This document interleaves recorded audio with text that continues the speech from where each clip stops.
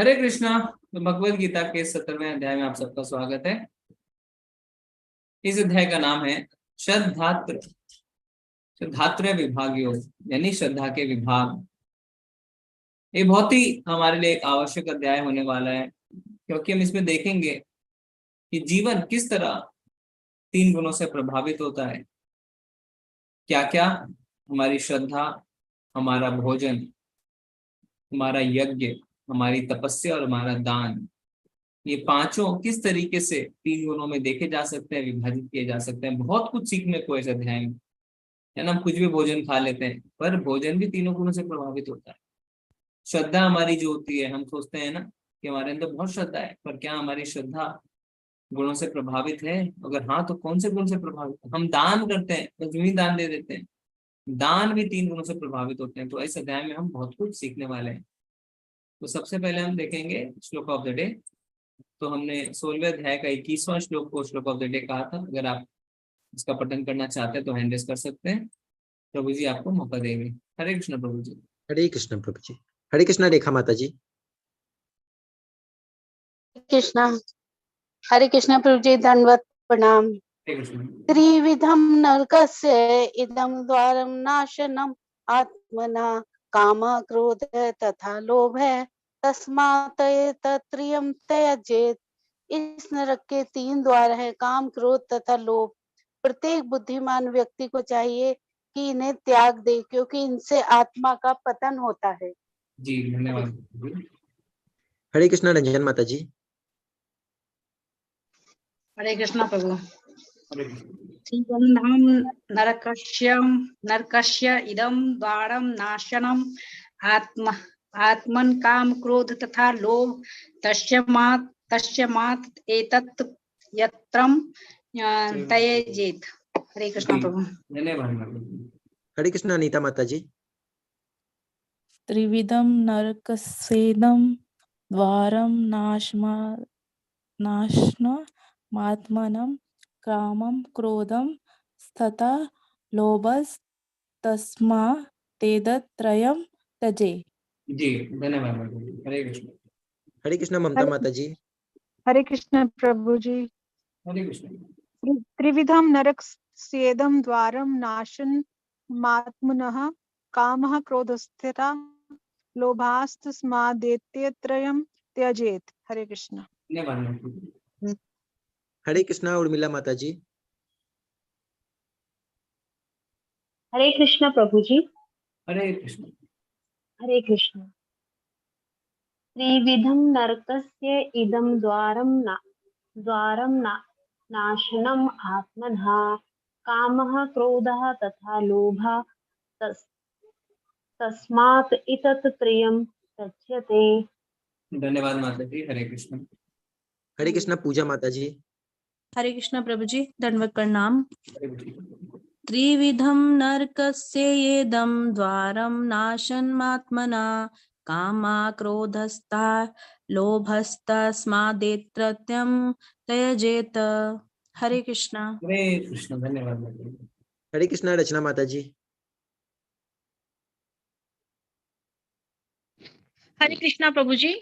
हरे कृष्ण माता जी। त्रिवेदम नरकस्येदं द्वारं नाशनम आत्मना कामा क्रोधस्तथा लोभास्तस्मादेतत्त्रयं त्यज्यते। पर बढ़ नहीं पा रही आज प्रभु जी, हो नहीं पा रहा। नहीं, अच्छा किया आपने। धन्यवाद माता जी। हरे कृष्ण खुशी माता जी। हरे कृष्ण प्रभु जी। हरे कृष्ण। त्रिविधं नरकस्येदं द्वारं नाशनमात्मनः काम क्रोधस्थ लोभस्तस्मादेतत्त्रयं त्यजेत। जी धन्यवाद माता जी। हरे कृष्ण मीनाक्षी माता जी।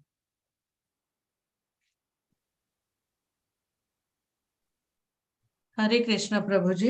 हरे कृष्ण।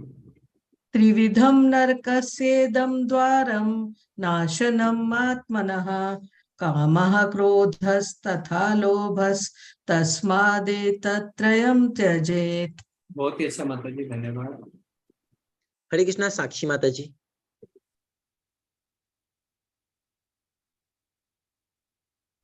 हरे कृष्ण प्रभु जी।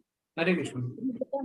त्रिविधं नरकस्येदं द्वारं नाशनमात्मनः काम क्रोधस्था लोभस्तस्मादेतत्त्रयं त्यजेत। जी धन्यवाद माता जी। हरे कृष्णा कृष्णा विद्या देवी दासी माता जी। हरे कृष्णा प्रभु जी, सादर प्रणाम। हरे त्रिविधं नरकस्येदं द्वारं नाशनम् आत्मनः कामः क्रोधस्तथा लोभ अस्मादेत्रयं त्यजेत। हरे जी, कृष्ण। धन्यवाद माता जी। हरे कृष्णा अंबुज प्रभु जी। हरे कृष्णा। हरे कृष्णा। हाँ, त्रिविधम नरकस्येदं द्वारं नाशनमात्मनः कामः क्रोधस्तथा लोभात् तस्मादेतत्त्रयं त्यजेत। जी बहुत ही बढ़िया पढ़ा प्रभु जी आपने, धन्यवाद। हरे कृष्णा अन्वेषा माता जी। हरे कृष्णा प्रभु जी। हरे कृष्ण। त्रिविधं नरकस्येदं द्वारं नाशनमात्मनः कामः क्रोधस्त लोभस्त अस्मदेतत्त्रयं त्यजेत। धन्यवाद माता जी। हरे कृष्णा समेश प्रभु जी। हरे कृष्ण प्रभु जी। त्रिविधम नरकस्येदं द्वारं नाशनम् आत्मनं कामः क्रोधः तथा लोभः तस्मात् एतं त्रयं त्यजेत। हरे कृष्ण प्रभु जी। धन्यवाद। हरे कृष्णा मित्तल माता जी। हरे कृष्णा। त्रिविधं नरकस्येदं द्वारं नाशनमात्मनः कामक्रोधस्तथा लोभस्तस्मादेतत्त्रयं त्यजेत। हरे कृष्ण, धन्यवाद। हरे कृष्णा दुर्गेश प्रभु जी। हाँ हरे कृष्ण प्रभु जी। त्रिविधम नरकस्येदं द्वारं नाशनात्मनः काम क्रोध तथा लोभास्तस्मादेतत्त्रयं त्यजेत। हरे कृष्ण प्रभु। हरे कृष्ण। हरे कृष्णा मनोरमा माता जी। हरे कृष्णा प्रभु जी। त्रिविधम नरकस्य वेदम द्वारम नाशनमात्मनः कामः क्रोधस्ता लोभस्त अस्मादेतत्त्रयं त्यजेत। जी हरे कृष्ण। धन्यवाद माता जी। हरे कृष्ण। बहुत ही सुंदर, आप सबने बहुत ही अच्छे से पठन किया। अब हम क्लास को शुरू करते हैं।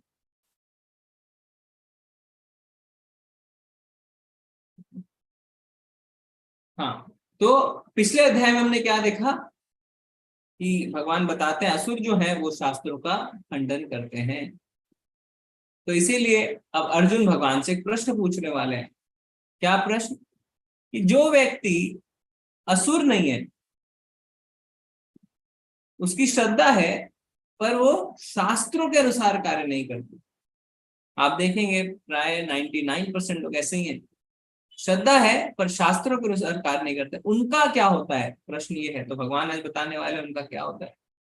अर्जुन वाचा ये शास्त्र विधिम उत्सृज्य यजन्ते शतयान्वितः तेषां निष्ठा तु का कृष्ण सत्वमाहो रजस्तमः। अर्जुन ने कहा, हे कृष्ण, जो लोग शास्त्र के नियमों का पालन ना करके अपनी कल्पना के अनुसार पूजा करते हैं, उनकी स्थिति कौन सी है? वे सतोगुणी है, रजोगुणी है या तमोगुणी है?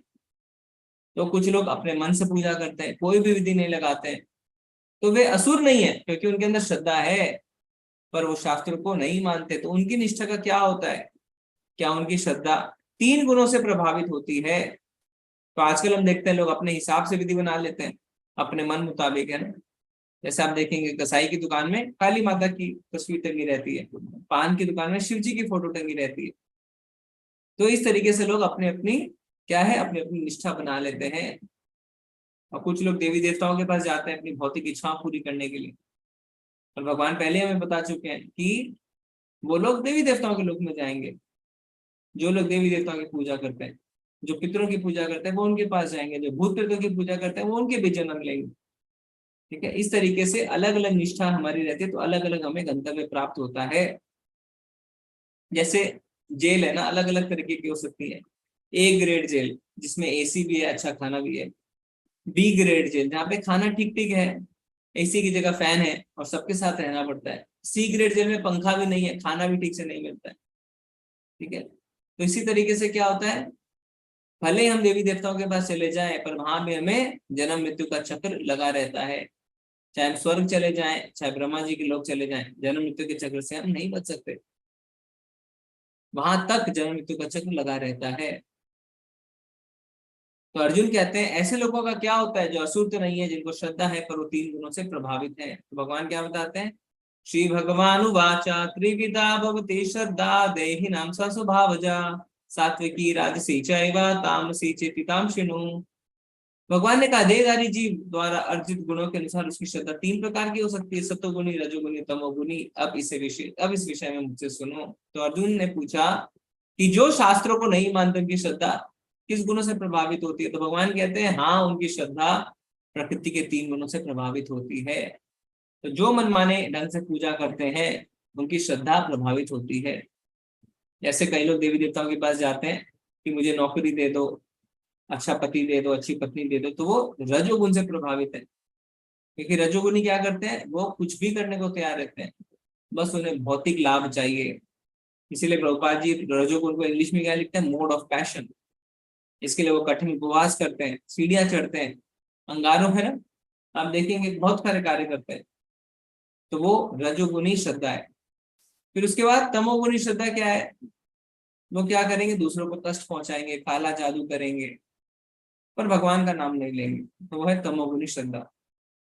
तो भगवान कहते हैं कि ऐसे लोग जब तक भक्तों के संग में नहीं आते तब तक उनका कुछ भी नहीं हो सकता। इसलिए भगवान गुरु, साधु और शास्त्र का संग को बहुत आवश्यक बताते हैं। तो हमारा जिस गुण से हम प्रभावित रहेंगे, हमारी श्रद्धा वैसे गुणों से प्रभावित रहेगी। हे भरत पुत्र, विभिन्न गुणों के अंतर्गत अपने अस्तित्व के अनुसार मनुष्य एक विशेष प्रकार की श्रद्धा विकसित करता है। अपने द्वारा अर्जित गुणों के अनुसार ही जीव को विशेष श्रद्धा से युक्त कहा जाता है। तो जो जिस गुण में होता है उसकी श्रद्धा वैसी ही होती है। और जब तक हम शुद्ध भक्त के संपर्क में नहीं आते तब तक ऐसा चलता रहता है। जैसे ध्रुव महाराज जंगल में आके तपस्या कर रहे थे, तो रजोगुण से प्रभावित थे क्योंकि उन्हें राज्य चाहिए था। पर जैसे ही नारद मुनि उनके संपर्क में आते हैं तो उनकी भक्ति की इच्छा खत्म हो जाती है। भगवान प्रकट होते हैं और क्या कहते हैं कि मैं कांच के टुकड़ों के लिए तपस्या कर रहा था, तो मुझे कुछ भी नहीं चाहिए। तो जब तक हम शुद्ध भक्त के संपर्क में नहीं आएंगे तब तक हमारी श्रद्धा भी 3 गुणों से प्रभावित रहती है। और उसके अनुसार क्या होता है, हम उसके अनुसार विशेष देवी देवता के पास जाते हैं और अपनी खुद की विधि के अनुसार पूजा करने लगते हैं। जैसे नशा करने वाले शिव जी के पास जाएंगे, पर शिव जी ने तो कहीं नहीं कहा है नशा करने का, है ना। इसे कहते हैं तमोगुणी श्रद्धा। रजोगुणी श्रद्धा वाले क्या है, कुबेर के पास जाएंगे, मुझे पैसा दे दो, शक्तिशाली व्यक्ति के पास जाएंगे, नेताओं के पास जाएंगे, ठीक, ऐसी वो श्रद्धा विकसित करने लगते हैं। भगवान क्या बता रहे हैं, यजन्ते सात्विका देवान यक्ष रक्षांसि राजसः प्रेतान भूतगणाश्चान्य यजन्ते तामसा जना। सतोगुणी व्यक्ति देवताओं को पूजते हैं, रजोगुणी यक्षों तथा राक्षसों की पूजा करते हैं, तमोगुणी व्यक्ति भूत प्रेतों को पूजते हैं। तो सतोगुणी व्यक्ति जो है वो देवताओं के पास जाते हैं कि मुझे और ज्ञान दे दीजिए, मुझे और सुख दे दीजिए, मुझे और शक्तिशाली बना दीजिए। रजोगुणी क्या है, उन्हें संपत्ति चाहिए, तो वो कुबेर के पास जाते हैं, यक्षों के पास जाते हैं और शक्तिशाली व्यक्तियों के पास जाते हैं, नेताओं के पास जाते हैं, अमीर व्यक्ति के पास जाते हैं, उनकी पूजा करते हैं, उन्हें भगवान मानते हैं। और तमोगुणी व्यक्ति क्या करते हैं, वो दूसरे का नुकसान चाहते हैं, तो काला जादू करते हैं, शमशान में जाते हैं, ठीक है। तो हमारी जो श्रद्धा है वो जिस गुण में हम स्थित है उसी गुण से प्रभावित हो जाती है, ठीक है। जो लोग दंभ तथा अहंकार से अभिभूत होकर शास्त्र विरुद्ध कठोर तपस्या और व्रत करते हैं, जो काम तथा आसक्ति द्वारा प्रेरित होते हैं, जो मूर्ख तथा शरीर के भौतिक तत्वों को तथा शरीर के भीतर स्थित परमात्मा को कष्ट पहुंचाते हैं, वे असुर कहे जाते हैं। तो कुछ लोग क्या करते हैं, शास्त्रों का विधि जो है, शास्त्रों के विधि के विरुद्ध कार्य करते हैं, शरीर को बहुत कष्ट पहुंचाते हैं। जैसे आप देख सकते हैं यहाँ पे चित्रों में, है ना, अपने सिर को जमीन के अंदर घुसा दिया। हिरण्यकश्यपु ने इतनी कठिन तपस्या करी कि आप चित्र में देख सकते हैं उसके शरीर में दिमक लग गए। तो अनेक तरीके से वो अपने शरीर को कष्ट पहुंचाते हैं। सिर घुसा लिया, देखिए आप किसी ने मिट्टी में, शरीर के साथ परमात्मा को भी कष्ट पहुंच रहा है। हम परमात्मा के अंश हैं और हृदय में परमात्मा को कष्ट होता है। तो जो ऐसे लोग होते हैं, भगवान कह रहे हैं, वे असुर कहे जाते हैं, ठीक है। तो हमने श्रद्धा देखी कि किस तरीके से हमारी श्रद्धा 3 गुणों से प्रभावित हो सकती है। अब हम देखेंगे हमारा भोजन, किस तरीके से हमारा भोजन भी 3 गुणों से प्रभावित होता है। जो भोजन सात्विक व्यक्तियों को प्रिय होता है वह आयु बढ़ाने वाला, जीवन को शुद्ध करने वाला तथा बल, स्वास्थ्य, सुख तथा तृप्ति प्रदान करने वाला होता है। ऐसा भोजन रसमय, स्निग्ध, स्वास्थ्यप्रद तथा हृदय को भाने वाला होता है। तो भगवान कह रहे हैं कि सतोगुनी है सात्विक खाना कौन कौन सा है, जिससे आयु बढ़े, रसमयी जो है, तृप्ति मिलती है खा के, जो हमारे स्वास्थ्य के लिए ठीक है। ठीक है, तो इसके क्या उदाहरण है, जैसे दाल, चावल, रोटी, दूध, फल फ्रूट इत्यादि। और शुरू से अंत तक इसको खाने में हमें सुख ही सुख मिलता है। ठीक है, तो याद रखें कि जरूरी नहीं है सारा शाकाहारी खाना सात्विक हो, सारा सात्विक खाना शाकाहारी है, पर शाकाहारी सारा खाना सात्विक जरूरी नहीं है हो। फिर रजोगुण के लिए क्या कह रहे हैं, अत्यधिक तिक्त, खट्टे, नमकीन, गरम, चटपटे, शुष्क तथा जलन उत्पन्न करने वाले भोजन रजोगुणी व्यक्तियों को प्रिय होते हैं। ऐसा भोजन दुख, शोक तथा रोग उत्पन्न करने वाले होते हैं। तो तली हुई चीजें, सूखी चीजें, फास्ट फूड, पेट में जलन पैदा करने वाली चीजें, ये हमारे शरीर के लिए नुकसानदायक होती है। और डॉक्टर भी कहते हैं ना, तेल मसाले कम खाओ, तली हुई चीज कम खाओ। पर भगवत गीता में तो पहले ही लिख दिया है कि इससे रोग उत्पन्न होते हैं। तो हमें भगवत गीता को सुनना चाहिए। शुरू में तो बहुत सुख होता है खाने में, गोलगप्पे हम खाते हैं, बड़ा आनंद होता है, पर बाद में बहुत दुख होता है, यानी बहुत कष्ट पहुंचता है शरीर को। इसमें क्या होता है, पेट भर जाता है पर तृप्ति नहीं मिलती। हम कहते हैं ना कि पेट भर गया पर मन नहीं भरा, तो ये अच्छी बात नहीं है। तृप्ति हमें मिलनी चाहिए, नहीं तो हम और खाएंगे और खाएंगे और हमें और कष्ट होगा। तो ये जो भोजन है ये राजसिक भोजन है। और तामसिक भोजन के लिए क्या कह रहे हैं भगवान, खाने से 3 घंटे पूर्व पकाया गया स्वादहीन, वियोजित एवं सड़ा, झूठा तथा अस्पर्शीय वस्तुओं से युक्त भोजन उन लोगों को प्रिय होता है जो तामसी होते हैं। तो राजसी में क्या होता है, शुरू में सुख, लास्ट में दुख। पर तामसी में शुरू से लेकर अंत तक दुखी दुख, बासी खाना, 3 घंटे पूर्व पकाया हुआ खाना, नॉन वेजिटेरियन खाना, सड़ा हुआ खाना। तो जैसे कोरोना में हुआ था ना, ये जो लोग छू देते थे, अब वो खाना नहीं खाते थे। तो अस्पर्शीय वस्तु से युक्त भोजन, ये सारे जो चीज है ये तमोगुण से प्रभावित भोजन है। तो इसमें हम देखते हैं जो लोग मदिरा पान करते हैं ना, शराब पीते हैं, तो शराब का अर्थ ही होता है सड़ा हुआ पानी। तो ये सारा तमोगुण में आता है। तो हमें अपना पता चल गया कि हमारा भोजन जो है, प्रभु जी मेरी वॉइस क्लियर है क्या, वॉइस ब्रेक हो रही है? क्लियर है प्रभु जी, क्लियर है। ओके ठीक है, दिव्य माता जी आप अपने तरफ नेटवर्क देखें। तो इसमें बहुत क्लियर है कि कौन सा खाना रजोगुनी है, कौन सा सतोगुनी है और कौन सा तमोगुनी खाना है। उदाहरण के साथ भगवान ने हमें यहाँ पे बता दिया। ठीक है, अब हम आते हैं यज्ञ में। तो हमने देखा श्रद्धा, श्रद्धा के बाद भोजन, अब आता है यज्ञ। यज्ञों में वही यज्ञ सात्विक होता है जो शास्त्र के निर्देशानुसार कर्तव्य समझकर उन लोगों के द्वारा किया जाता है जो फल की इच्छा नहीं करते। तो यज्ञ में क्या होता है, यज्ञ भी 3 तरीकों से हो सकता है। सतोगुनी यज्ञ यानी शास्त्रों के अनुसार, जिसे हम भौतिक इच्छा के लाभ से नहीं करते। और कलयुग के लिए क्या बताया गया है, यज्ञ में हमें जप करना है, यानी यज्ञ नाम जप यज्ञोस्मि। भगवान कहते हैं सारे यज्ञों में मैं नाम जप हूं, और बुद्धिमान व्यक्ति जो है वो भगवान के नाम का संकीर्तन करेंगे। यही हमारा युग धर्म है। तो सात्विक यानी सतोगुनी जो धर्म यज्ञ क्या हुआ, भगवान के नाम का जप। लेकिन है बड़ा श्रेष्ठ, जो यज्ञ किसी भौतिक लाभ के लिए गर्वश किया जाता है उसे तामसी जानो, उसे राजसी जानो। तो राजसी यज्ञ में क्या होता है, लोग बड़े बड़े यज्ञ करवाते हैं जिससे पता लगे कि हम कितने बड़े आदमी हैं, कितने बड़े दानी हैं, लोग हमारी तारीफें करें, प्रशंसा करें, और भौतिक लाभ हमें मिले, हमारी फैक्ट्री चालू हो जाए, हमारी लेबर प्रॉब्लम खत्म हो जाए, हमें ये मुनाफा हो जाए, हमें वो मुनाफा हो जाए। इसके लिए जो कार्य कराते हैं वो है रजोगुनी यज्ञ। और तमोगुनी यज्ञ क्या होता है, जो यज्ञ शास्त्र के निर्देश के अवहेलना करके, प्रसाद वितरण किए बिना, वैदिक मंत्र का उच्चारण किए बिना, पुरोहितों को दक्षिणा दिए बिना तथा श्रद्धा के बिना संपन्न किया जाता है, वह तामसी जाना जाता है। तो तामसी मतलब अपनी मर्जी से करना, कोई शास्त्र नहीं, कोई मंत्र नहीं, कोई प्रसाद नहीं। भगवान कहते भी है ना कि मुझे अर्पित किए हुए जो भोजन खाते हैं वो पाप खाते हैं। तो तमोगुनी व्यक्ति भगवान को कोई भी भोग वगैरह नहीं लगाता। जैसे रावण ने क्या किया, यज्ञ किया, गर्दन काट काट कर उसने भगवान को अर्पित किया, क्योंकि उसकी भौतिक इच्छा इतनी ज्यादा थी, वो संसार को भोगना चाहता था। पर जो लंका 10 सिर काट के रावण को मिली, वही विभीषण को 1 सिर झुका के मिल गई। अंत में रावण को दुख ही मिला और विभीषण को पूरी लंका का सत्ता मिल गई।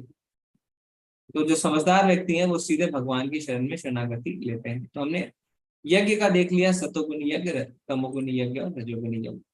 अब हम तपस्या की ओर आते हैं। तो हमने 3 चीज देख ली है तीनों गुणों में, श्रद्धा, भोजन और यज्ञ। अब आते हैं तपस्या।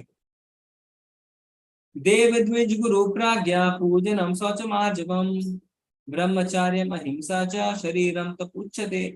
परमेश्वर, ब्राह्मण, गुरु माता पिता जैसे गुरुजनों की पूजा करना तथा पवित्रता, सरलता, ब्रह्मचार्य और अहिंसा ही शरीर की तपस्या है।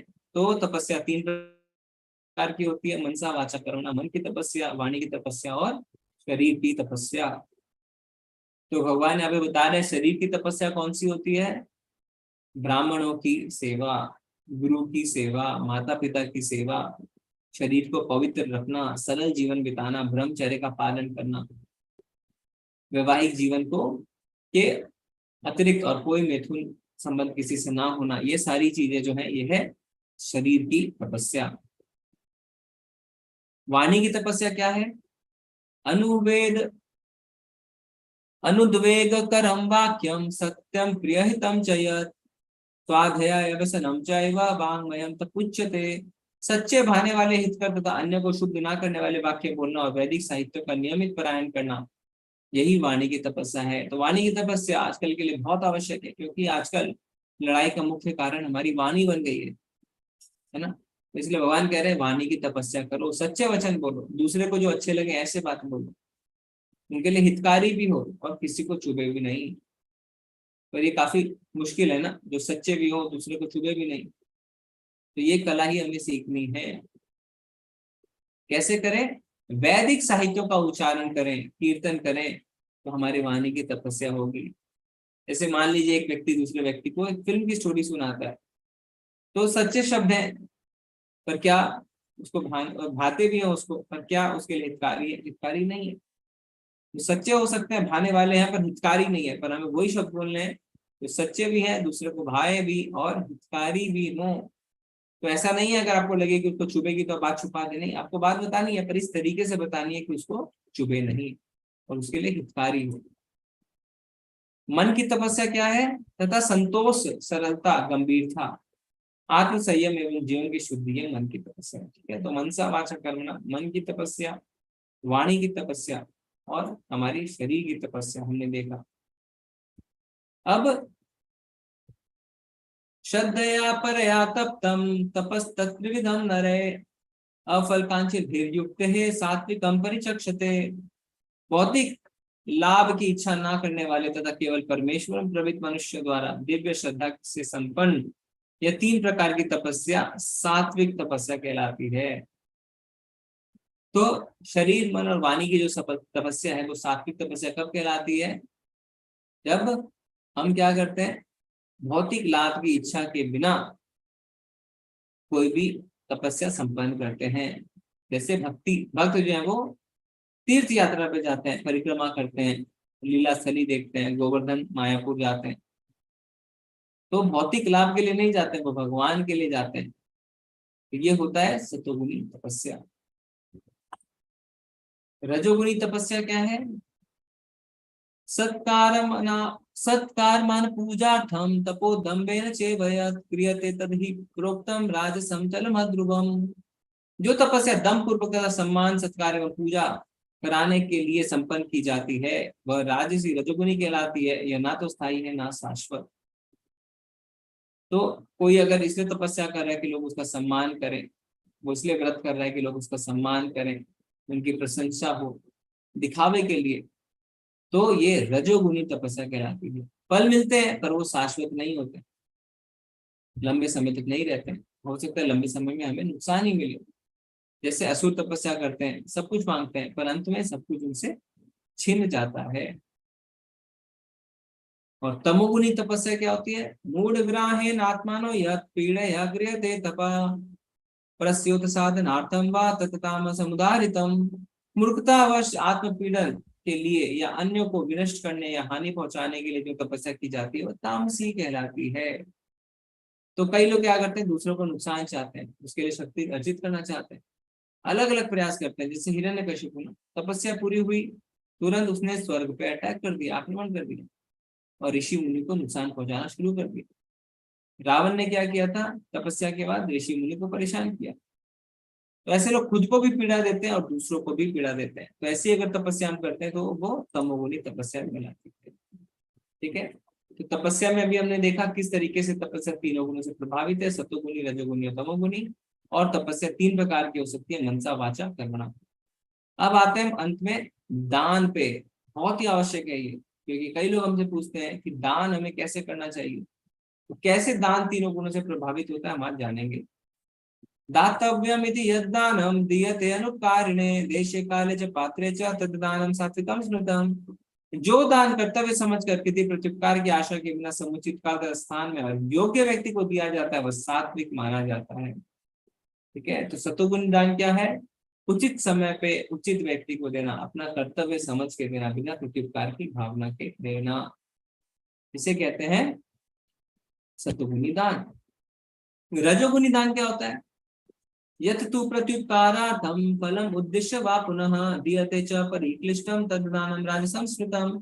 किंतु जो दान प्रत्युपकार की भावना से या कर्म फल की इच्छा से या अनिच्छा पूर्वक किया जाता है वह रजोगुणी राजसी कहलाता है। तो कई लोग दान करते हैं, सोचते हैं इसके बदले मुझे कुछ मिलेगा, है ना, आज मैं दे रहा हूँ कल कोई मेरा भला करेगा। और अनिच्छा पूर्वक, मान लीजिए कई लोग जाते हैं कहीं पे, आपको चंदा देना पड़ता है, आपकी इच्छा नहीं रहती पर आप सोचते हैं अरे दोस्तों ने दिया मुझे भी देना पड़ेगा, तो अनिच्छा पूर्वक। तो ये सारी चीजें जो है वो राजसी दान कहलाती है। जैसे किसी गरीब के बच्चे का शादी करवाते हैं तो क्या सोचते हैं ये बालक बड़ा होके मेरा भी ख्याल रखेगा। तो ये जो प्रत्युपकार की भावना के साथ हम करते हैं कि चलो मैंने उसको दान दिया, मेरा भी भलाई होगी, मेरी समस्या का समाधान मिलेगा, ये सारी राजसी दान कहलाता है। और तामसी दान क्या होता है, अदेश काले यद्दानम अपात्रे भसदीयते असत्कृतम अवज्ञातम तत्ताम समुदारितम। तथा जो दान किसी अपवित्र स्थान में अनुचित समय में किसी अयोग्य व्यक्ति को या बिना समुचित ध्यान तथा आदर के दिया जाए वह तामसी कहलाता है। तो गंदी जगह है ना, जहाँ गलत काम हो रहे हैं वहां दान देना, अनुचित समय में दान देना या जल्दी या बाद में, जो लायक नहीं है उसे दान देना, बिना आदर के देना ना, जैसे देते समय उनको सुना दिया अरे आप तो नौजवान है आप काम नहीं कर सकते हैं, फिर जता दिया उनको कि आप उनको दान दे रहे हैं, आपको शर्म नहीं आती है, इस तरीके से बोल देते हैं ना, ये सारी चीजें तमोगुणी दान कहलाती है। ठीक है, तो हमने दान के 3 प्रकार देखे, सतोगुणी दान, तमोगुणी दान, रजोगुणी दान। अब मेरा आपसे प्रश्न है, आप सब क्या करिएगा, आप सब चैट में लिखिएगा, मैं कुछ केस स्टडीज दूंगा आपको बताना है कि ये कौन से गुणों का दान है। ठीक है, तो सबसे पहला है कि एक व्यक्ति है वो किसी के जन्मदिन में जाता है, उसे गिफ्ट देता है, और इसलिए गिफ्ट देता है कि जिससे जब उसका बर्थडे आए तो उसे भी गिफ्ट मिले। तो ये किस तरीके का दान है, रजोगुणी, तमोगुणी, सतोगुणी? रजोगुणी दान, बहुत सही है। ठीक है, क्योंकि वापस पाने की इच्छा है। अगला, ठीक है, अभी आप सब रुक जाइए। अगला, एक व्यक्ति है वो कोरोना जब हुआ था ना तो उसमें डोनेशन देता है। ठीक है, सेल्फी खींचता है, सेल्फी खींच के वो फेसबुक पे लगा देता है, और लगाता किस लिए, जिससे दूसरों को प्रेरणा मिले और वो भी दान दें। ठीक है, तो ये कौन सा दान हुआ, सतोगुणी दान, बिल्कुल सही। क्योंकि उसने फोटो इसलिए नहीं लगाई कि उसको तारीफें मिले, उसने फोटो इसलिए लगाई कि दूसरे प्रेरित हों और वो भी दान करें। तीसरा, आप रेलवे स्टेशन पे जाते हैं, वहां पे आपको कुछ गरीब व्यक्ति मिलते हैं जो आपसे पैसा लेते हैं, और पैसा लेके वो नशा करने चले जाते हैं, तो ये कौन सा दान हुआ, तमोगुणी दान, बिल्कुल सही। अयोग्य व्यक्ति को बिना समुचित ध्यान के दिया हमने, है ना, हमें बहुत केयरफुल रहना चाहिए, क्योंकि ऐसे व्यक्ति के द्वारा किए गए पाप के भागीदार हमें भी बनना पड़ता है। तो आप उनसे पूछ सकते हैं आपको चीज क्या चाहिए, पैसे के दान हम बहुत ही केयरफुली दें, क्योंकि अगर पैसा गलत चीज में इस्तेमाल होता है तो उसका पाप का भागीदार हमें भी बनना पड़ता है। तो आप उन्हें वस्तु दे सकते हैं ना, किताब, क्लोथ, मेडिसिन वगैरह दे सकते हैं, पर पैसे जो है वो देने में हमें बहुत ध्यान रखना है। तो दान देते समय हमें अपमान नहीं करना है, ऐसा नहीं गाड़ी से जा रहे हैं फेंक दिया, प्रेम से दान देना है। कई लोग क्या करते हैं, अपने घर में रखा हुआ एक्स्ट्रा सामान दान में दे देते हैं, कंबल रखा हुआ गर्मी में कंबल दान दे दिया। तो ये सारे जो अनुचित समय में अनुचित काल में होता है, ये सब तमोगुणी दान कहलाता है। सोच समझ के दान देना चाहिए। हमें ये देखना चाहिए कि किन गतिविधियों में वो दान का इस्तेमाल होगा, है ना, और हमें सही भावना से दान देना चाहिए। इसीलिए हमारे लिए बहुत सही रहता है कि हम मंदिरों में दान दें, वैष्णवों को दान दें, क्योंकि हमें पता है कि इस दान को भगवान की सेवा में ही इस्तेमाल किया जाएगा। वहां पे भी क्या होगा, गरीबों को खाना खिलाया जाएगा भगवान को भोग लगा के, तो प्रसाद के साथ साथ यानी भूख मिटाने के साथ साथ उनको मुक्ति भी मिलेगी। तो मंदिरों में जो दिया गया दान है वो सात्विक दान कहलाता है। ठीक है, अब हम क्या देखेंगे, सृष्टि के आदिकाल से ओम तत्सत ये 3 शब्द परब्रह्म को सूचित करने के लिए प्रयुक्त किए जाते हैं। ये तीनों सांकेतिक अभिव्यक्तियां ब्राह्मणों द्वारा वैदिक मंत्रों का उच्चारण करते समय तथा ब्रह्म को संतुष्ट करने के लिए यज्ञों के समय प्रयुक्त होती थी। तो ओम तत्सत, तो कई लोग कहते हैं कि दान से भी हम तीनों गुणों में बंध जाते हैं। तो भगवान क्या बताते हैं, यज्ञ तपस्या और दान के समय हमारी भावना कैसी होनी चाहिए। जब भी हम कोई भी कार्य करें तो हमें ओम तत्सत बोल के इसको संपूर्ण करना चाहिए। इसका अर्थ क्या है हम अगले स्लाइड में लिखेंगे। ओम तत्सत का क्या अर्थ है हम जानते हैं। अतएव योगी जन ब्रह्म की प्राप्ति के लिए शास्त्रीय विधि के अनुसार यज्ञ दान तथा तप की समस्त क्रियाओं का शुभारंभ सदैव ओम से करते हैं। ओम मतलब विष्णु, ये सर्वोच्च लक्ष्य को इंगित करने के लिए वैदिक भजनों की शुरुआत में रखा गया है। तो सबसे पहले बोलना है क्या, कोई भी अगर आप दान तपस्या यज्ञ कर रहे हैं तो सबसे पहले बोलना ओम। ओम यानी भगवान विष्णु। भगवान कहते हैं ना मंत्रों में मैं ओंकार हूं। मनुष्य को चाहिए कि कर्म फल की इच्छा किए बिना विविध प्रकार के यज्ञ तथा दान को तत् शब्द कहकर संपन्न करें। ऐसी दिव्य क्रियाओं का उद्देश्य भव बंधन से मुक्त होना है। तो तत् का मतलब क्या होता है, कुछ भी मेरा नहीं है, सब भगवान का है, आपको अर्पित करते हैं। भगवान की सेवा में प्रयोजन होना चाहिए। तो इससे हम बंधते नहीं है, क्योंकि हम सब कुछ भगवान की सेवा में लगा देते हैं। जैसे गंगा का पानी हम गंगा को ही ऑफर करते हैं, क्योंकि हमारा पानी थोड़ी है, तो गंगा का ही पानी। कुछ भी मेरा नहीं है, क्योंकि आप कुछ नहीं चाहते, ना पाप ना पुण्य, नहीं तो हम बंधन में फंस जाएंगे। जैसे हमने देखा था ना राजा ऋक की कहानी, उन्होंने 1000 गाय दान में दी, पर फिर भी अगले जन्म में चिपकली बन गए, क्योंकि वो सकाम भाव से दान दे रहे थे। तो हमें ओम तत्सत बोलना चाहिए। जैसे हम बोलते हैं ओम तत्सत यानी भगवान को अर्पित है। परम सत्य भक्तिमय यज्ञ का लक्ष्य है और उसे सत्य शब्द से अभिहित किया जाता है। हे पृथा पुत्र, ऐसे यज्ञ का संपन्न करता भी सत्य कहलाता है। जिस प्रकार यज्ञ तथा दान के सारे कर्म जो भी परम पुरुष को प्रसन्न करने के लिए संपन्न किए जाते हैं सत्य है। सत्य का अर्थ है शाश्वत। प्रभु की सेवा के लिए की गई गतिविधियां सत्य को प्रकट करती है। इस तरह की गतिविधियों में क्रियाओं का प्रदर्शन शाश्वत हो जाता है। गतिविधियों का उद्देश्य शाश्वत है और गतिविधियों के लाभ शाश्वत है। तो सत्य मतलब शाश्वत। तो ओम यानी भगवान का नाम ओंकार, तत् मतलब भगवान आपको अर्पित, सत मतलब शाश्वत। तो अगर हम भौतिक इच्छा से करते हैं कोई भी दान तप या यज्ञ, तो हमें उसका लाभ मिलेगा, पुण्य मिलेगा। पर जब पुण्य खत्म हो जाएंगे तो हमारा भोग भी खत्म हो जाएगा। शीने पुण्य मृत्यु लोकम विसंति। अगर हमें शाश्वत लाभ, परमानेंट लाभ पाना है, तो हमें भगवान के लिए कार्य करना होगा, क्योंकि भगवान शाश्वत है, जीव आत्मा शाश्वत है। तो उनसे जो हमारी संबंध है भक्ति, वो भी शाश्वत है। और भक्ति की गतिविधियों में हम जो दान करते हैं वो भी शाश्वत होता है। तो सबसे पहले भगवान को स्मरण करना है, ओम कहना है, फिर उसके बाद तत् बोलना है यानी सब आपको अर्पण, और फिर सत्य यानी इसका फल भक्ति में शाश्वत हो। अश्रद्धयाहुतं दत्तं तपस्तप्तं कृतं च यत् असत् इत्युच्यते पार्थ न च तत्प्रीतिनो इह। हे पार्थ, श्रद्धा के बिना यज्ञ दान या तप के रूप में जो भी किया जाता है वह नश्वर है, वह असत कहलाता है और इस जन्म तथा अगले जन्म दोनों में ही व्यर्थ जाता है। तो ये श्लोक ऑफ द डे आप इसे नोट कर लीजिए 17.28। तो ओम तत्सत की भावना नहीं होने से फल मिलेंगे, और फल मिलेंगे तो हम कर्म बंधन में बने रहेंगे। तो इसीलिए हम कोई भी कार्य करें हमें भगवान को अर्पित करना चाहिए, फल की इच्छा नहीं करनी चाहिए। ठीक है, इससे हम अपने अध्याय के अंत में आते हैं। तो 5 के कुछ शब्द देख लेते हैं। बद्ध अवस्था में लोग देवताओं, भूतों या कुबेर जैसे यक्षों की पूजा के प्रति आकृष्ट होते हैं। यद्यपि सतोगुण, रजोगुण तथा तमोगुण से श्रेष्ठ है, लेकिन जो व्यक्ति कृष्ण भावनामृत को ग्रहण करता है वह प्रकृति के इन तीनों गुणों से पार हो जाता है। सफलता पाने के लिए उपयुक्त गुरु प्राप्त करके उसे निर्देशन में प्रशिक्षण प्राप्त करना चाहिए। सभी ब्रह्म में श्रद्धा हो सकती है। जब कालक्रम में यह श्रद्धा परिपक्व हो जाती है तो इसे ईश्वर प्रेम कहते हैं। यही प्रेम समस्त जीवों का चरम लक्ष्य है। अतः मनुष्य को चाहिए कि सीधे कृष्ण भावनामृत ग्रहण करे। इस 17वें अध्याय का यही संदेश है।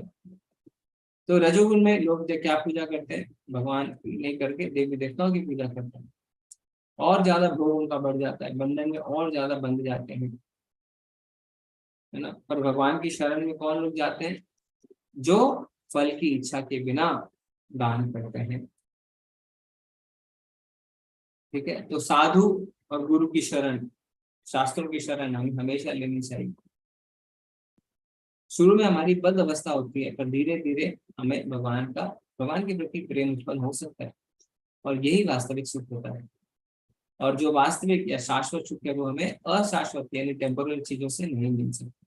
ठीक है, तो हम अंत में देख लेते हैं समरी। हमने क्या देखा? सबसे पहले श्रद्धा, और किस तरीके से श्रद्धा तीनों गुणों से प्रभावित होती है। फिर हमने भोजन के बारे में जाना, कैसे भोजन तीनों गुणों से प्रभावित है। यज्ञ हमारा कैसे तीनों गुणों से प्रभावित है, तपस्या और दान। फिर उसके बाद हमने ओम तत्सत के बारे में भी जाना। ठीक है, इससे हमारा अध्याय शेष होता है। हरे कृष्ण। अगर आपके कोई प्रश्न है तो आप पूछ सकते हैं डिस्कस करके, या आप चैट में लिख सकते हैं। हरे कृष्ण। हरे कृष्ण प्रभु जी। हरे कृष्ण रेखा माता जी। हरे कृष्ण प्रभु जी। प्रभु जी, प्रश्न है कि जैसे हम लोग हैं 16 माला करते हैं, काशी को 25 माला करते हैं, और जो हमारा अंत समय होता है तो हम भगवान का नाम नहीं ले पाते हैं, तो हमें क्या भगवान को याद रहता है कि इसने मेरा नाम लिया है और इसने भक्ति की है? जी जी जी, भगवान ने बताया है तस्य हम सुलभ पार्था, मैं उनके लिए चीजों को बहुत सुलभ कर देता हूँ जो जीवन भर मेरी भक्ति करते हैं परंतु मुझे याद नहीं कर पाते, तो मैं उन्हें याद आ जाता हूँ अपने। भगवान ऐसा कहते हैं। ठीक प्रभु जी, एक प्रश्न और है प्रभु जी। जैसे भगवान का प्रसाद होता है भोग लगा हुआ, वो अगर हम किसी जानवर को देते हैं तो हमें देना चाहिए या नहीं? हाँ, अगर आपका प्रसाद बच जाता है तो आप खिला सकते हैं। ठीक है प्रभु जी, ठीक। हरे कृष्ण। हरे कृष्ण प्रभु। हरे कृष्ण देवश्री माता जी। हरे कृष्ण प्रभु जी। हरे कृष्ण माता जी। प्रभु जी, ये जो हम लोग मालाएं करते हैं उसके पहले एक श्लोक आपने जो बताया है, जी हेलो जी, उसका मतलब क्या होता है? जी जी, तो उसके पहले जो हम मंत्र बोलते हैं वो है पंचतत्व मंत्र, है ना। जय श्री कृष्ण चैतन्य प्रभु नित्यानंद श्री अद्वैत गदाधर शिव सादि गौर भक्त। तो जय श्री कृष्ण चैतन्य यानी चैतन्य महाप्रभु जो साक्षात कृष्ण है, आज से 500 साल पहले वो आए थे। जय श्री कृष्ण चैतन्य प्रभु नित्यानंद, नित्यानंद प्रभु यानी बलराम जी। श्री अद्वैत, अद्वैत यानी महाविष्णु और सदाशिव के अवतार। गदाधर यानी राधा रानी। श्रीवास यानी नारद मुनि। तो इस तरीके से जो पंच तत्व हैं हम उन्हें प्रणाम करते हैं और उनका आशीर्वाद लेते हैं, क्योंकि आज से 500 साल पहले चैतन्य महाप्रभु ने ही हरिनाम संकीर्तन का मूवमेंट और मिशन चालू किया था। जी प्रभु जी, अभी जो सेकंड लेवल की क्लासेस होंगी वो भी आप ही लेंगे? नहीं माता जी, वो कोई दूसरा टीचर लेंगे। एक्चुअली मैं इसलिए पूछ रही थी क्योंकि आप बहुत अच्छे ढंग से, मैं पहली बार गीता का श्रवण करी हूँ, लिटरली मैं आपको बता रही हूँ। अरे तो नहीं, ऐसा नहीं है। बाकी जो लेवल 2 के टीचर्स हैं वो बहुत अच्छे हैं, आप उनसे क्लास लेंगे ना तो आपको समझ में आएगी। और जैसे जैसे अभी प्रश्न आते हैं तो उनके साथ भी वैसा ही जैसे आपके साथ आप प्रश्नों के जवाब देते हैं वैसे वो भी देंगे? हाँ सारे, बल्कि वहाँ पे तो और डिटेल में अच्छे से प्रश्न पूछ सकते हैं। अच्छा, और प्रभु जी अगर जैसे हमको कुछ और भी अभी जैसे आपके YouTube में है और हम इस चीज को और रिपीट करके अगर सुनते हैं और कोई डाउट आता है तो क्या आपसे पूछा जा सकता है? हाँ पूछ सकते हैं माता जी, कोई बात नहीं। तो किस में पूछे आपको? कोई नंबर है ना माता जी व्हाट्सएप ग्रुप में, उससे कर दीजिए आप मैसेज। जी जी, धन्यवाद प्रभु जी। हरे कृष्णा वैभव प्रभु जी। हरे कृष्णा प्रभु जी। हरे कृष्णा प्रभु। प्रभु जी, मेरा एक क्वेश्चन ये था कि जैसे आप भी बोल रहे थे कि कुछ भी अच्छा काम करने से पहले वही ओम तत्सत बोलना है। मेरी नानी थी, वो हमेशा बोलती थी कि अच्छा काम करने से पहले ओम कृष्णार्पणमस्तु ऐसा बोलना है। तो हम तो अब तक वही बोलते थे, तो मैं अभी थोड़ा कंफ्यूज हो गया अभी। नहीं ठीक है, देखिए हमने भगवत गीता पढ़ ली है ना, भगवत गीता में लिखा ओम तत्सत। ओम तत्सत का मतलब हो गया, आप समझ भी गए क्या है, कि भगवान को हम सब कुछ तो भगवान ने बताया, जो आप बोलते हैं वो भी बोलते रहिए, ओम तत्सत भी बोल दीजिए।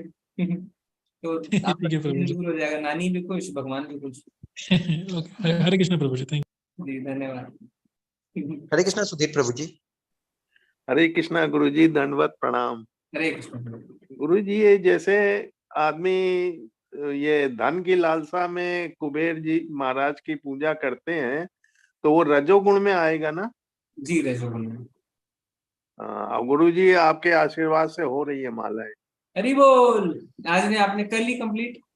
हाँ गुरु जी, दोपहर में ही कर ली थी। बहुत बढ़िया प्रभु जी। मंगल आरती तक 8 करी थी, और फिर मतलब 12 बजे के अंदर अंदर 8 और कर ली। बहुत बढ़िया, बहुत बढ़िया। अब जल्दी जल्दी हो जाती है, अब टाइम ज्यादा नहीं लगता। पूरा मंत्र तो बोल रहे हैं ना?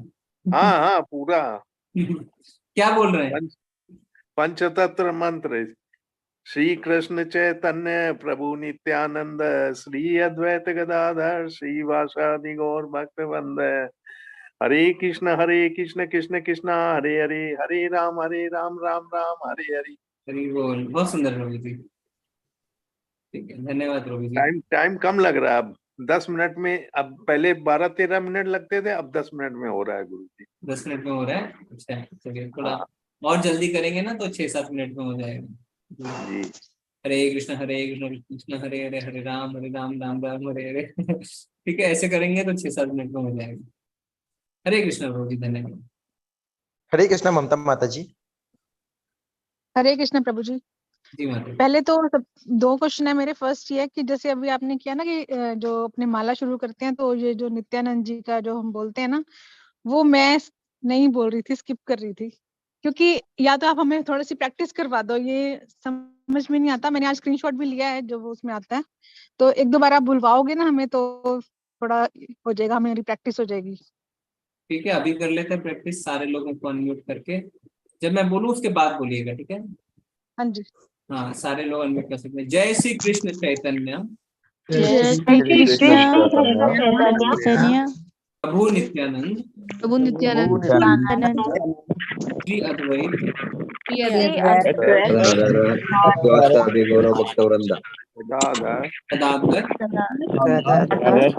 श्रीवास आदि गौर फिर से वापस। श्री कृष्ण चैतन्य प्रभु नित्यानंद, श्री अद्वैत गदाधर श्रीवास आदि गौर। जय श्री प्रभु नित्यानंद, हरे राम राम हरे प्रभु नित्यानंद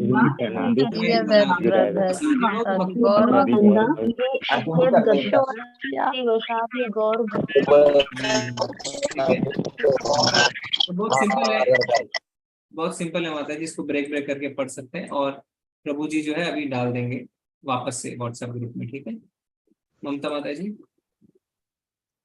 हाँ जी। हरे कृष्ण प्रभु जी। 1-2 दूसरा मैं कह रही थी कि जैसे शास्त्रीय विधि का आपने बोला ना, कि जैसे हम कुछ भी करते हैं, तो जैसे मैं व्रत रखती हूँ पूर्णिमा का, तो उसमें भी लिखा होता है शास्त्रीय विधि, केले पंच पल्लव, ऐसे समझ नहीं आता कि वो क्या है। तो हम तो अपने हिसाब से ही कर लेते हैं, तो वो क्या फिर व्रत लग जाएगा हमारा? कि मतलब पूरी शास्त्रीय विधि के अनुसार तो उसमें बहुत लंबी लिस्ट होती है, तो वो सब कुछ तो नहीं हम सबसे कर पाते आवश्यक है ये कि अगर हम उसे अपने फल की इच्छा से कर रहे हैं कि फल की इच्छा से नहीं करते। फल की इच्छा से करते हैं वो रजोगुणी बन जाएगा, और इसीलिए भक्त जो है वो एकादशी करते हैं, और एकादशी वो फल की इच्छा से नहीं करते हैं, तो भगवान की प्रसन्नता के लिए करते हैं। कोई भी कार्य में भगवान की प्रसन्नता के लिए करना चाहिए। तो जहाँ पे हम उसका फल चाहते हैं वहीं पे हमें दिक्कत हो जाती है, ठीक है? हाँ जी। हरे कृष्ण। हरे कृष्णा निवेशा माता जी। मनीषा माता जी बोल रहे चैट में, मैं अब डेली मंगल आरती अटेंड कर रही हूँ। मॉर्निंग में मेरी 9 माला हो जाती है, बाकी मैं दिन में करने की। बहुत बढ़िया माता जी, हरि बोल। अजीज वर्मा प्रभु जी कह रहे हैं क्या फुल टाइम बने कि गृहस्थ में ही बने रहें, कृपया बताएं। अच्छा, फुल टाइम बने या गृहस्थ में ही बने रहें? अरे प्रभु जी, आप अपने गृहस्थी को भी फुल टाइम बना लीजिए, ऐसा करिए, खुद भी फुल टाइम बन जाइए और अपने परिवार को भी फुल टाइम लगा लीजिए। और प्रभु जी ने तो भी बोला है, फुल टाइम जो गृहस्थ आके सेवा करेगा मैं उसको पूरी तरीके से देखभाल करूंगा। प्रभु जी आपको घर भी देंगे, आपको सब कुछ करेंगे। जो फुल टाइम 100% सर्विस देगा प्रभु जी को, ठीक है। और जो पार्ट टाइम गृहस्थ हैं, जो आके सेवा देना चाहते हैं पर साथ साथ अपना व्यापार वगैरह भी करना चाहते हैं, नौकरी इत्यादि, तो उनके लिए प्रभु जी कम्युनिटी बना रहे हैं। जमीन खोजी जा रही है, जमीन मिलते ही फिर वहां पे आप या तो प्लॉट्स कटेंगे, प्लॉट ले सकते हैं, या तो फ्लैट बनेंगे, फ्लैट खरीद सकते हैं, जिससे बगल में आके रह सकते हैं, ठीक है। ओके, थैंक यू प्रभु जी। जी प्रभु जी। हरे कृष्णा प्रभु जी। जी माता जी। हाँ प्रभु जी, जैसे आज आप दान के बारे में, तीनों दानों के बारे में आज जो बोले, तो मैं प्रभु जी ऐसे मतलब बोलना तो नहीं चाहिए, पर गाय हो गया या फिर बाहर के कुत्ते सब हो गए या फिर कोई लोग हो गए, जैसे वस्त्र दान हुआ, ये सब जैसे मैं करती रहती हूँ। पर प्रभु जी जो स्टेशन में जो मांगते हैं, आप एक आज एग्जाम्पल दिए कि वो अगर नशा फशा करने गए तो तमोगुनी का अधिकार हो गया और फिर हम भी उसका भागीदारी होते हैं, ठीक है। लेकिन हम जैसे अगर मैं किसी मतलब जो बच्चे लोग आके मांगते हैं ना स्टेशन में, तो प्रभु जी मुझे थोड़ा कंफ्यूजन होता है कि हमें इन लोगों को देना चाहिए या फिर अच्छे शिक्षा करो ये सब बोलना चाहिए, मतलब कंफ्यूजन हो जाता है। और भी कोई कोई ऐसे भिखारी होते हैं, अच्छे खासे लगते रहते हैं, पर कि हाँ हम कुछ नहीं कर सकते, आप दे दीजिए। अगर उनको कुछ सलाह भी दे तो मुझे नहीं लगता कि वो लेने वाले। तो इसमें क्या करना चाहिए प्रभु जी, मतलब देना चाहिए कि नहीं देना चाहिए? पैसे देने से हमें बचना चाहिए। आप उनसे पूछ सकते हैं आपको किस चीज की आवश्यकता है और उस चीज का दान दीजिए। हो सकता है हर बार संभव ना हो कि आप उन्हें वो सामान लेके, आप देखेंगे कई बार खाने पीने का सामान देंगे तो फेंक देंगे, लेंगे नहीं, क्योंकि ये एक इंडस्ट्री सी बन गई है। पैसे चाहिए उनको, पैसे हमें नहीं देने चाहिए। पैसे बहुत गलत जगह इस्तेमाल हो सकते हैं, आतंकवाद में इस्तेमाल हो सकते हैं, ह्यूमन ट्रैफिकिंग में इस्तेमाल हो सकते हैं, बहुत कुछ है, हथियारों में इस्तेमाल हो सकते हैं। और ये जो हम देखते हैं ये गलत नहीं है, ऐसा चल रहा है। नहीं तो अगर सच में उनकी गरीबी है तो फिर आप उनको खाने का सामान या वस्त्र देते तो लेने से क्यों मना करते हैं? गरीब तो लेंगे ना। और उनको पता है कि इनका कोई लाभ नहीं है, उनको तो पैसे का कलेक्शन का टारगेट मिला है। तो पैसे हमें देने से बचना चाहिए। हो सके तो उन्हें जिस चीज की आवश्यकता है वो चीजें दे, नहीं तो कोई बात नहीं है, पर पैसे देने की आवश्यकता नहीं है। हाँ प्रभु जी, एक बार मेरे साथ भी स्टेशन में हुआ है, जैसे मैं देती रहती हूँ, कोई आके भगवान का गाना गाते हैं, फिर हम लोग दे देते हैं ऐसे, या फिर रेडियो सुनाते हैं। पर एक बार तो प्रभु जी हद ही हो गई, दी एक बार पैसा वो तो फेंक ही दिया, जैसे 1-2 रुपए अगर भी देते हैं फेंक देते हैं एकदम से पूरा कुर्सी के नीचे। बहुत ही तकलीफ हुआ गुरु जी, जैसे इन लोगों के लिए मतलब क्या है, मतलब ऐसे क्यों करते हैं? जी जी जी, तो कल वही है ना माता जी, इस तरह इंडस्ट्री बन गया है। ठीक है, जी जी अभी तो आपको चीजें पता चल गई है ना। जी जी जी प्रभु जी। और प्रभु जी कल तो मैं आपके क्लास नहीं ज्वाइन कर पाई, पर रात में फिर यूट्यूब में मतलब फिर पूरा अच्छे से आपका पूरा अध्याय में पढ़ी और देखी। पर गुरु जी एक मेरा क्वेश्चन है, जैसे कल एक कोई मतलब प्रभु जी ने कोई आपको क्वेश्चन बोला कि क्या मृत्यु मतलब निश्चित है, मृत्यु का स्थान निश्चित है, तो फिर आप उसको थोड़ा डेविएट करके बोले कि नहीं ऐसा हर हर चीज में नहीं होता, किसी किसी में होता है। पर प्रभु जी जो पहले के 1-2 अध्याय जो हुए थे, जो एक माता जी आए थे, मेरा यही क्वेश्चन था पहले पहले उन माता से, तो वो खुद ही बोले प्रभु जी की नहीं, मृत्यु का स्थान समय ये सब प्रभु के द्वारा निश्चित ही रहता है। तो फिर आप कैसे प्रभु जी, मतलब मैं थोड़ा कंफ्यूज हो गई फिर, और कल रात भर भी मैं रोई इस बात में कि अगर ऐसा है तो फिर मैं तो फिर मेरे पापा की मृत्यु का कारण बन गई, फिर नहीं ले पाई हॉस्पिटल में। नहीं नहीं, वैसा कुछ सोचना नहीं है आपको। देखिए क्या है कि जो कर्मों का साइंस है, जो कर्मों का एंटायर प्रोसेस ऑफ प्रॉब्लम, वो बहुत कॉम्प्लेक्स है, बहुत कॉम्प्लेक्स है, उसको समझना बहुत मुश्किल है। तो पर जो हमारी इच्छाएं हैं, जो मैंने कल भी बताया था, इच्छाएं हमारी खुद की है, उसमें हमें भगवान ने थोड़ा सा इंडिपेंडेंस दिया। अगर हमें भगवान ने इंडिपेंडेंस दी है इच्छाओं के लिए, तो यानी चीजें फिक्स्ड नहीं हो सकती, चीजें बदल सकती हैं। तो मृत्यु जो है, जैसे मैंने कल बताया था कि जरूरी नहीं है कि वो फिक्स्ड हो कि इतने उम्र में आपको मरना है, इसी समय से कारण, वो आप जिस हिसाब से अपने जीवन को बिता रहे हैं उस हिसाब से बदल सकती हैं।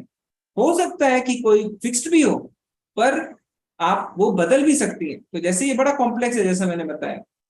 तो भगवान जब अर्जुन को गीता सुना देते हैं, उसके बाद कहते हैं यथा इच्छासी तथा कुरु, जैसी इच्छा वैसा करो। तो हो सकता है अर्जुन भगवान की बात मानता है या नहीं मानता, पर दोनों में तो परिणाम अलग निकलते हैं। जैसे अभी आप रात में 9 बजे भगवत गीता सुन रहे हैं, आप सुन भी सकते थे, आप कुछ और भी कर सकते थे, दोनों में परिणाम अलग निकलेंगे। तो उन परिणामों का जो फल है वो आपके मृत्यु के समय, मृत्यु किस तरीके से आपकी होने वाली है उस पर भी निर्भर करता है, उसको भी इम्पैक्ट करता है।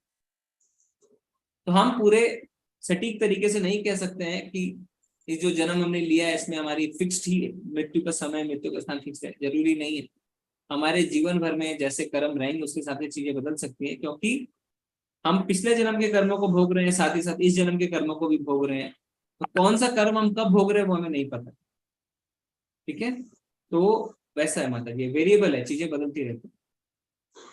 और प्रभु जी जो बोलते हैं पाप और पुण्य जब बराबर रह जाता है तब आत्मा को मतलब शरीर छोड़ना ही पड़ता है, फिर ये कौन सा फिर थ्योरी हो गया प्रभु जी? फिर मतलब ये कोई थ्योरी हमने तो नहीं सुना माता जी। मतलब ऐसा बोलते हैं ना प्रभु जी कि पाप और पुण्य जब बराबर हो जाता है, मतलब प्रारब्ध के अनुसार जितना लिखा गया है समय उतना ही हो जाए। मनुष्य 1 सेकंड तक भी नहीं फिर मतलब श्वास नहीं ले सकता। कहीं कहीं लिखा नहीं हुआ ऐसा नहीं तो। अब पाप और पुण्य बराबर कुछ नहीं होता, क्योंकि आपस में दोनों एक दूसरे को सेट ऑफ नहीं करते। प्लस माइनस इक्वल्स टू 0 ऐसा पाप पुण्य में नहीं होता है। पाप अलग भोगने पड़ते हैं, पुण्य अलग भोगने पड़ते हैं। ठीक है जी प्रभु जी, ये मतलब मैं एक बात बोलना चाहती हूँ कि मतलब ये बहुत ही गहरा इम्पैक्ट पड़ रहा है मेरे दिमाग में। जैसे मैं प्रभु की तरफ आ रही हूँ, पर पिछला वाला काम भी मतलब मेरे पापा के साथ जो हुआ वो भी नहीं भूल पा रही हूँ। तो प्रभु जी मैं सोच रही थी मतलब मुझे थोड़ा ये डीपली एक गुरु की दीक्षा भी लेनी चाहिए थी। तो हमारे इधर इस्कॉन प्रभु जी 7-8 किलोमीटर दूर है। प्रभु जी थोड़ा बताएंगे कि मतलब मुझे वहां जाके उनसे पूछना है कि आपका भी कुछ लिंक है। जैसे मैं इधर उड़ीसा में रहती हूँ, दूसरे अनुगुल डिस्ट्रिक्ट में, भुवनेश्वर से 150 किलोमीटर दूर होगा। आपका कुछ लिंक है क्या प्रभु जी उड़ीसा में कि ऐसा कुछ माता जी नहीं है? आप चिंता मत करिए, पहले आप मालाओं को फिक्स करिए। 16 माला करिए कम से कम 1 साल तक। पहले दृढ़ होइए चीजों में, फिर आपको दीक्षा मिल जाएगी। कोई बहुत बड़ी बात नहीं है। अगर नियम फॉलो कर रहे हैं, पहले नियमों में पक्के बनिए। 4 नियमों का पालन करिए, एकादशी का व्रत करिए, सुबह उठ के मंगल आरती करिए, 16 माला का जप करिए, साल भर तक भगवत गीता पढ़िए, श्रीमद् भागवतम पढ़िए। फिर उसके बाद जब आपको लग रहा है हाँ मैं कर पा रही हूँ, फिर दीक्षा की बात आती है। इतना जल्दी करने की आवश्यकता है। पहले जो चीजें करनी है उसमें दृढ़ होइए, उसको करिए, उस तक पहुंचिए। तो बिना पहुंचे हम 10 चीज पूछेंगे तो कोई हमें ज्यादा जवाब भी नहीं देगा। आपसे तुरंत पूछेगा कितनी माला करते हैं, बोलेंगे मैं 5 माला कर। ठीक है, जब 16 माला करेंगे तब आइएगा, तब बताएंगे। ठीक है, सही बोले जी जी। हरे कृष्ण प्रभु जी, धन्यवाद। ठीक है, मैं चैट से लिखता हूँ प्रभु जी एक बार। और हम आज 10 बजे ठीक इस क्लास को बंद करेंगे प्रभु जी। ठीक है, तो प्रभु जी। ओके, माता जी एक लिख रहे हैं कि माता जी लिख रहे हैं कि उनके अंदर गुस्सा नहीं है, ऐसा लिख रहे हैं, पर कभी कभी जब बहुत ज्यादा उन्हें निराशा होती है और अपने विगत जीवन में जब वो छोटे थे उन्होंने अपने 2 माँ बाप को खो दिया, और इसके कारण वो उन्हें बहुत ज्यादा इरिटेशन होती है और गुस्सा भी कभी कभी आ जाता है। इसे कैसे निकल पाए? तो माता जी इससे निकलने का सबसे अच्छा उपाय है भगवान के नाम का जप। क्योंकि क्रोध हमें कब आता है?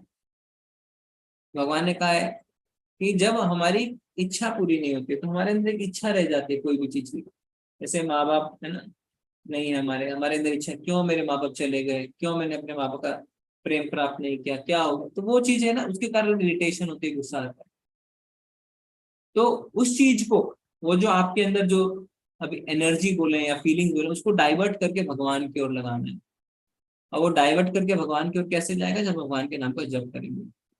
तो अगर आपने अभी तक 16 माला शुरू नहीं करी हुई है तो आप 16 माला करने शुरू करें, एकादशी को व्रत करें, सुबह उठ के मंगल आरती करें। तो ये जो नियम, हमें 4 नियमों का पालन करें ना, 4 नियम तो सभी पालन कर रहे होंगे, पर लहसुन प्याज भी आता है, टी कॉफी भी उसमें आता है, कोशिश करें इनको भी छोड़ने की। फिर धीरे धीरे आप देखेंगे कि आपकी आत्मा को शांति मिल रही है क्योंकि अब आप भगवान की सेवा में अपनी इंद्रियों को लगा रहे हैं, तो अब आपको क्रोध नहीं आएगा, आपको इरिटेशन नहीं होगी, ठीक है। और शास्त्रों को पढ़ें, जैसे भगवत गीता पढ़ रहे हैं, श्रीमद् भागवतम भी खरीद लें और अपने आप पढ़ने की कोशिश करें, नहीं तो क्लास अटेंड करें, बहुत क्लासेस चल रही है, भक्तों के संग में हमें पढ़ने से ज्यादा लाभ होता है।